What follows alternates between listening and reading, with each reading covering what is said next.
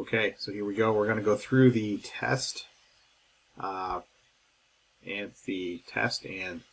basically going to write out solutions here.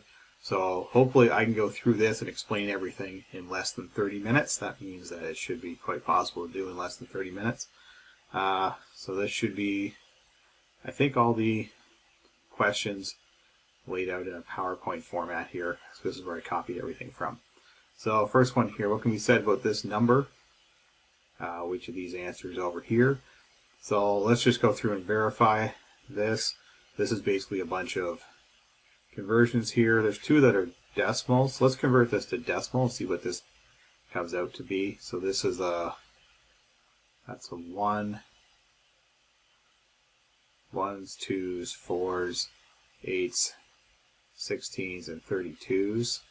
So we've got 32 plus 4 plus 1. That is equal to 37 in decimal. Is there an answer that is like that? Yes, there actually is.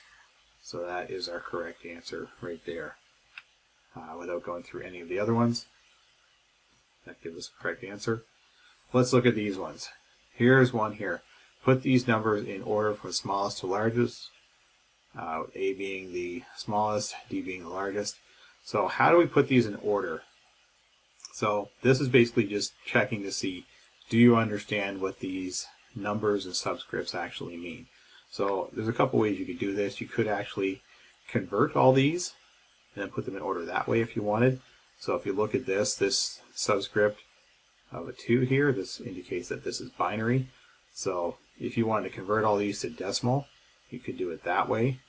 It's probably a longer way to do it, but you could say this is equal to 5. This is equal to 100, because if there's no subscript, we can assume that that has a subscript of 10. That's a base 10 number. This one is equal to 101. This one is equal to 1. We don't have any 16s. This is your 256 column, because that is 16 to the power of 2. So this one here is 257. So you could say this is their value, so they go in this order. This is A, B, C, D. That is one way to do it. The easier way to do it is to look at this and say, I understand what these subscripts mean, and the higher the subscript, the bigger the number.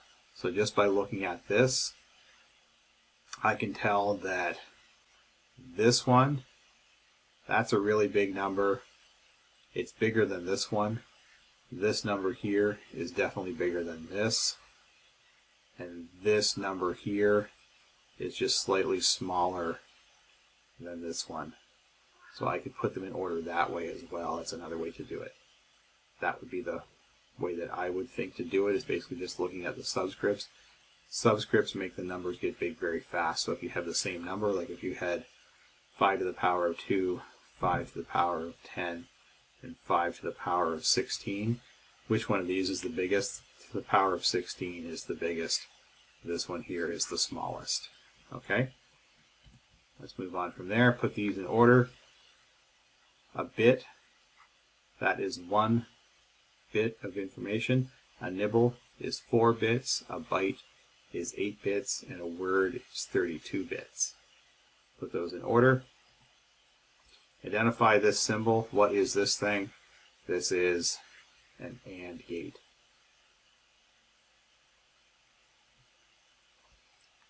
Identify the gate by the description below. If either input A or input B is on, then the output will also be on. Giveaway word here. Or, if A or B is on, that is an OR gate. Difference between that one and the XOR. XOR is if A is on, if A is on and B is not on. Remember, it's an exclusive OR. Identify the truth table below. Which one is this? So what have we got here? We have B.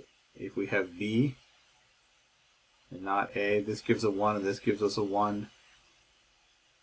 This here gives us a 0, which eliminates this. That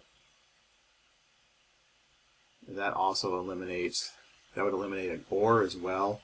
It's eliminating a NOT gate because it has 2 inputs. A NOT gate only has 1 input. And this just doesn't look like a NAND, just this is the XOR gate. This is the 1 and not the other, so 1 and not the other gives a 1, 1 and not the other gives a 1. And then we get zeros for both off, and on, both yield zeros. That is the XOR. If the following statement is true about the gate shown below, this is a NOR gate. So we know that if we have a 1 here and a 1 here, that actually produces a 0. So let's actually test all these different scenarios here. If A is 1 and B is off, that means 0. The result is false.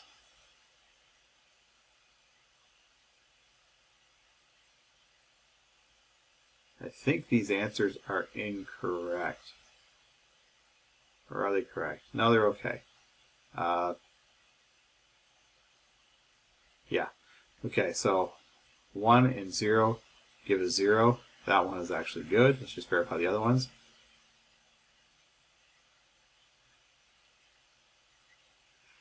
If I have low and off, which basically means 0 and 0, the result will be false. Here, a 0 and a 0 on the NOR gate gives us a 1 as a result, so that one is not correct. And basically this one is not correct, this one is not correct. So one of the key things here is being able to tell the difference between a 1, an off, a false. You have to understand that terminology. Pretty straightforward question after that. Identify this gate by the Boolean expression below. A bar gives you your output. So which one is it that you put? A comes in, A bar comes out. That's only one input for one thing, and it's just flipping that value of that input. That is the NOT gate that does that. What lab component is this? Almost everybody get this. This is a resistor. What happens if you put an LED in it backwards? You put an LED in the circuit backwards. Purpose of a diode, an LED is a diode, is that it will not work if it is backwards, because it only works in one direction. That's its whole purpose. So not this one. It won't heat up and get destroyed. It just doesn't work, and it doesn't produce a different color. Which truth table matches this circuit? Okay, so let's actually try some of these out here. So let's try this one. Let's put in a 0 and a 0 here and see what we get. 0 and a 0 through an AND, it's going to give us a 0. A 0 here gives us a 1. So that's going to be 0 and a 1. A 1 and a 0 here gives us a 1 through an OR gate. So let's look at this. If we get 0, 0, we're going to get a 1. So could be this one. Can't be this one. Can't be this one. Could possibly be this one. So what's the difference between these two? Let's look at a 0 and a 1.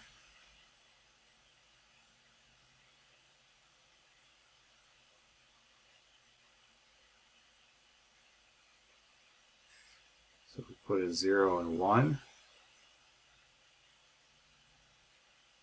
that's going to give us a 0 here. 1, that gives us a 0 down here. A 0 and a 0 through here is going to give us a 0. So that means 0, 1 yields us a 0. That is good here. It is not good here. Can't be that one, so our answer has to be this guy here.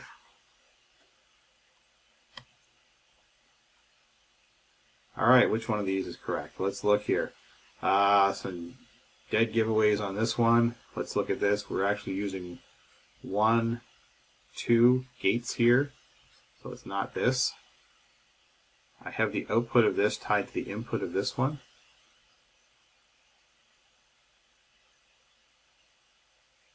This here, output, connects to input. Can't be this one because of that. And then these two are pretty similar. Here I have A ties to both inputs of this gate here. But here, this first gate, A ties to one input, B ties to the other input. This is the only one that does that, so it can't be this guy. It has to be this one here without going any further. You could expand that out and verify that if you wanted to, but we've eliminated everything else. Here's the more complicated version. Let's look at what we got here. We have AND gates and NOT gates. Both of these have both AND gates and NOT gates. Let's look at what we're doing here. We have, is there anything real distinctive between these things? Let's try to eliminate, okay, look, this one here. Let's see if we can determine from this here. B, in both of these guys, B goes directly into a NOT gate. You can see that here.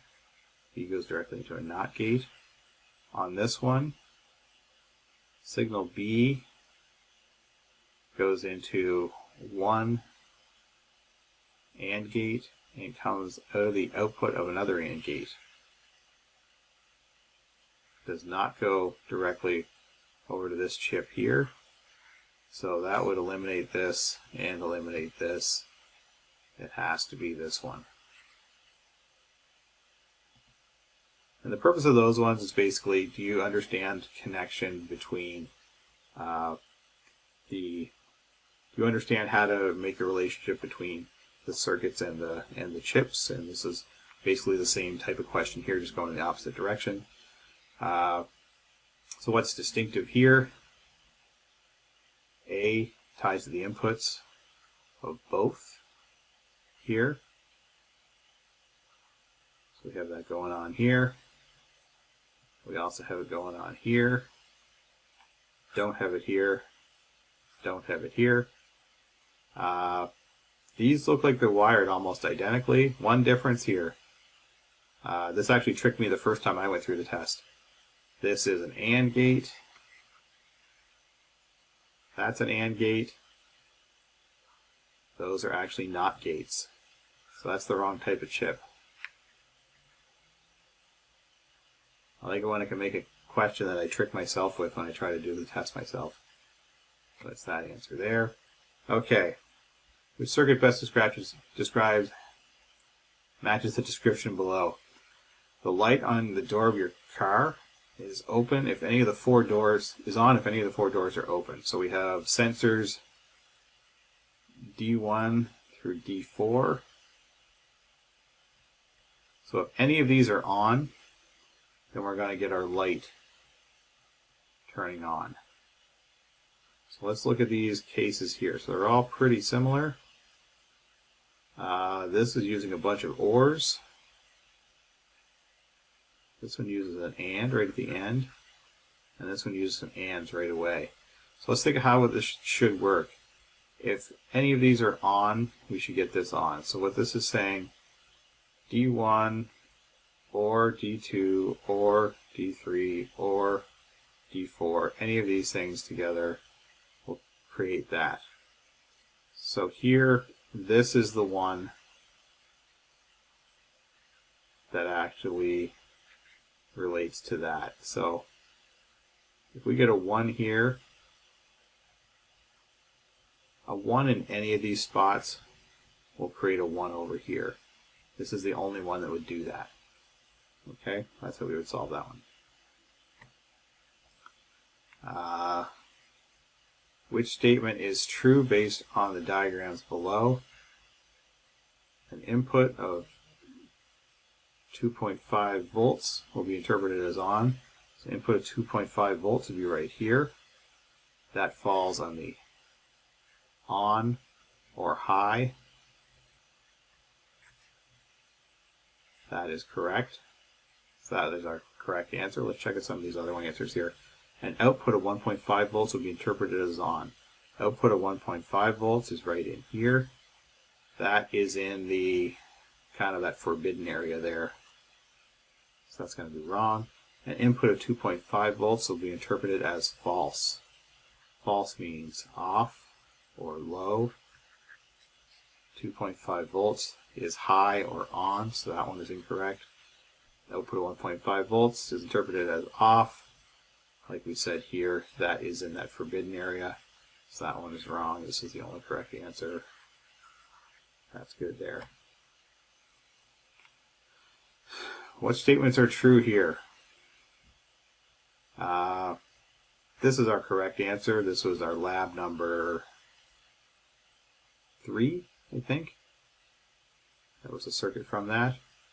LED is wired incorrectly in this circuit. There is nothing wrong with that LED wiring.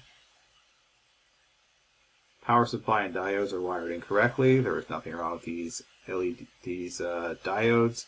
We have the positive and the negative side there, negative side with the stripe, and that's the negative and that's the positive there. That's good.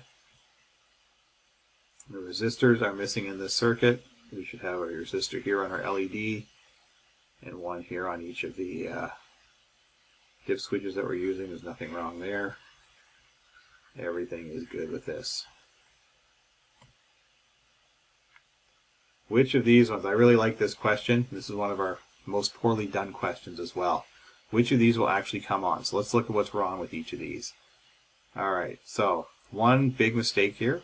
I always talk about this. If you're going to use this breadboard, you need to connect both of these buses together. That red wire is missing. Because you're doing that, this one here, this will never come on because this red bus at the bottom, there's nothing connecting to it. So this wire here doesn't do anything. That will never come on. This one here, we've got power here coming in on the correct side of the LED, but there is nothing that connects here to here. So this one will never come on. This one, we've got power coming in here, goes down to here. This LED is actually backwards. So that is backwards. So because of that, that LED will not work. This one here, we have 5 volts coming in here into the correct side of the LED. It comes back out. We jump across this down to here. That is connected together. That goes into the negative. That is good. That will come on. And here we have 5 volts. Goes into the positive side of the LED. The negative is connected to our resistor. Resistor goes back to the black negative there. That will come on. So our correct answer is A and B will both come on. Those are the only two that will actually work in this circuit. And that is it for the answers to the test. So that should be a very similar test that you will get next week. At least the questions will all be different, and there will be multiple versions of each question as well, so nobody will have the same test as another person. But the general concepts for the test should be very much in line with this. So format and concepts should follow this pretty closely. The average on this test was, I think, 13.5 out of 18, so it was actually pretty well done. And the time average, I think, was about 14 minutes as well, so people did it fast as well. So I think there's nothing other than the couple of the weird little technical problems. There was nothing, I think, wrong with the way that this was presented. So, yep, we should be good to go for the real test next week. It'll be like this, just with different questions, but similar styles, similar topics, similar level of difficulty. Okay, so good luck. We will see you then.